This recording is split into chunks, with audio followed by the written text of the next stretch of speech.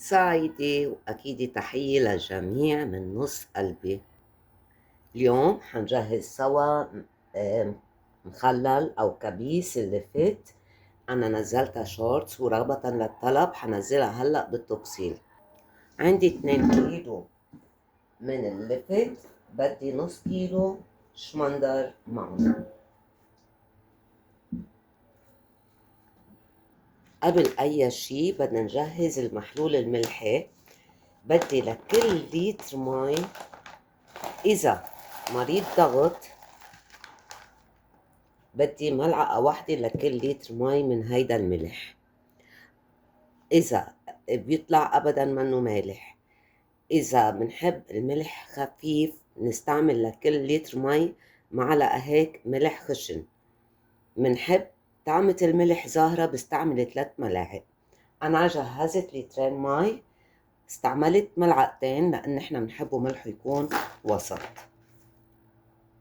وحصريا مش حصريا الزامي استعمل ملح خشن، لانه هولي انا بدي اعملهم ليضاينوا عنا ويبقوا لشهر رمضان، مش بدي اعملهم ودغري ناكلهم. ملح الطاولة بيحتوي على اليود، على الايودين. اليود بيخليهم يطروا، ما بيعود يضاينوا كتير، وما بيعود عنا هيدي القرشة وبصيروا يهروا اسرع. اوكي، وهيدي ميتنا جاهزة. شايفين الشوائب اللي بتصير بقعر الطنجرة؟ لظبط الصورة تبين أوضح. طنجرة نضيفة، هيدي اللي شايفينها بأرض الطنجرة هيدي رواسب من الملح، غبار رمل هيك أشياء.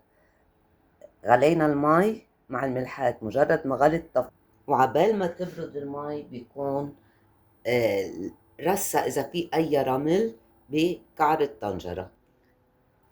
هلا منبلش نقطع اللفت، منشوف اذا فيها اشياء صغيرة. هيدا جزع منشيله، هي هون صغيرة كتير، وهيدي كمان بشيلها.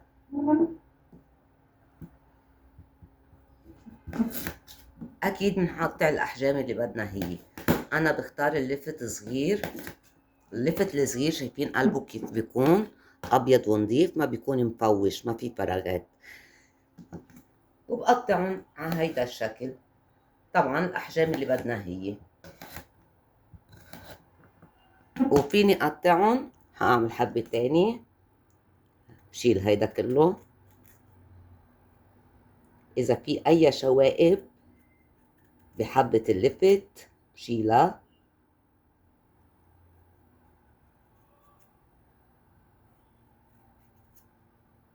أوكي، في نقطعها بشكل مختلف تاني، اللي هو أنا بعتمده لما يكونوا حبات اللفت كبار، أصابع على هيدا الشكل.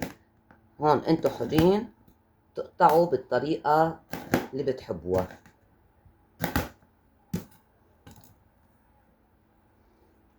عندي هول الشكلين.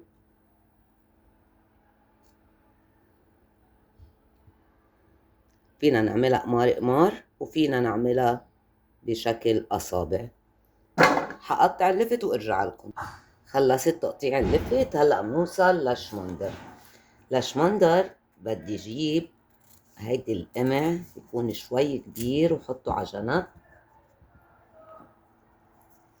بالاخر حنشوف شو بدنا نعمل فيه. وهيدا كمان حنحطه على جنب، ما حكبه.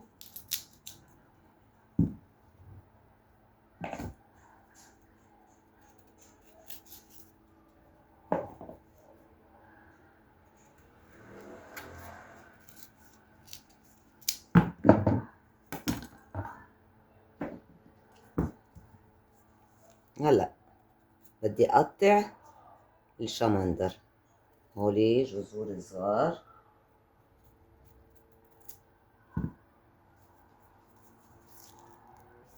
بالنسبة للشمندر بدي رفقه أكتر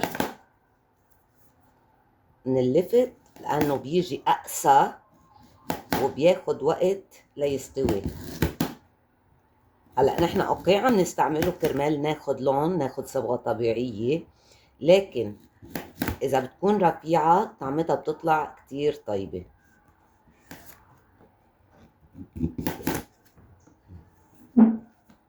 هقطعها أصابع صغيرة.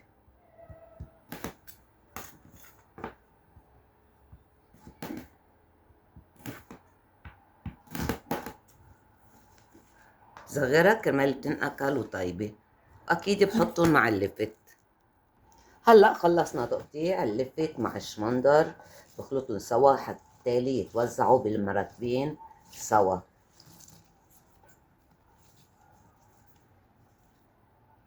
عندي المرتبين عقمتهم بمي مغلية. هلأ بدي عبي اللفت بالمرتبين بهيدي الخطوة الأولى.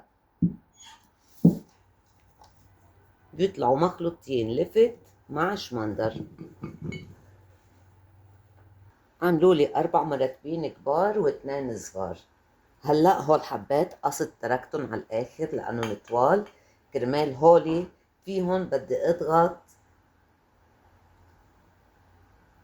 الكبيس، بدي اضغط اللفت، وأكيد حاستفيد من اللون.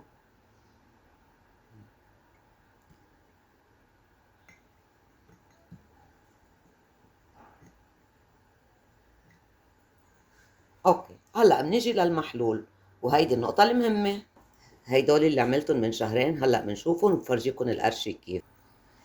كل 3 أكواب مي مملحة بدي ضيف كوب خل. خل تفاح، خل عنب، خل أبيض، كله بيمشي. أنا عم بستعمل خل تفاح شغل بيت. شغل بيت بس مش شغلي أنا. يعني كل 750 ملي مي مملحة بدي ضيف 250 ملي خل. المحلول صار جاهز معنا. صدقوني حتى اللي عندهم ارتفاع بضغط الدم فيهم ياكلوا منهم وما بيخربوا وبيقعدوا عندكم للصيفية كمان. هلأ بدي أغمر كل المرتبين أو كل اللفت بالمي المملحة والخل. شايفين كيف بلش اللون دغري يتغير؟ هلأ بدي أحط عليهم الغطا، بس الغطا بدي أحطه حاط، ما بدي ضبهم لأن بدي اتركهم 24 ساعة ممكن يفوروا مي. نقصت شوي من المي إذا ملاحظين لأن المي بدها تزيد. وهولي ليش شلناهن على جنب؟ هول كرمال ما يطفى من اللفت على الوجه، بحطن وبسكرن بالمرتبان. وبس بدنا نفتح المرتبان، هيدولي أنا عم سكرن هيك، هيدولي بناخدن للكب.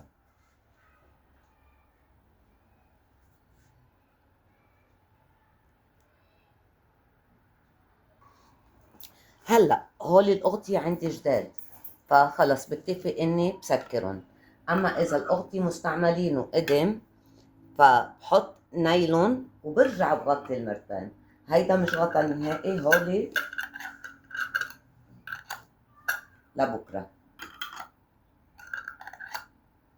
اوكي، لفرجيكم اللي عملناهم من شهر ونص كيف النتيجة. أول شي لنحافظ على الكبيس، أي كبيس أي مخلل، بس بدنا نشيل منه ونحط فيه، ممنوع اضقره بإيدي. إيدنا هي اللي بتخلي تعمل هيداك الوجه أبيض، بنسميه كمخة. شوفوا لي هاللون الحلو.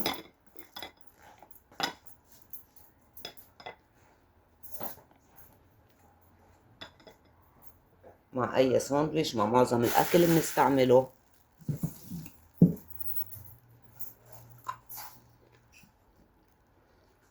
شايفين كيف بيكسر؟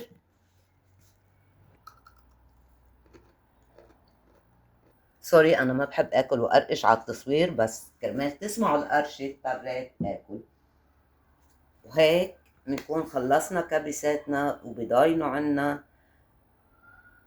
وأكيد لا ننسى الاشتراك بالقناة وتفعيل زر الجرس. بديكن لبكرة بدون ما أقفل، يعني 24 ساعة. كرمال نقصن مي بقدر زدلن محلول، زاد منن مي كرمال ما يدلدق بعدين معنا، بظبطن وبرجع بقفلن مزبوط وبشيلن بخزانة المونة. وهلأ بقلكن إذا بعدكن معي لا تنسوا الاشتراك بالقناة ليوصلكن كل جديد. باي باي. لايك شير سبسكرايب، اكيد هيدول كلهم تفعيل زر الجرس ركبنا. باي باي.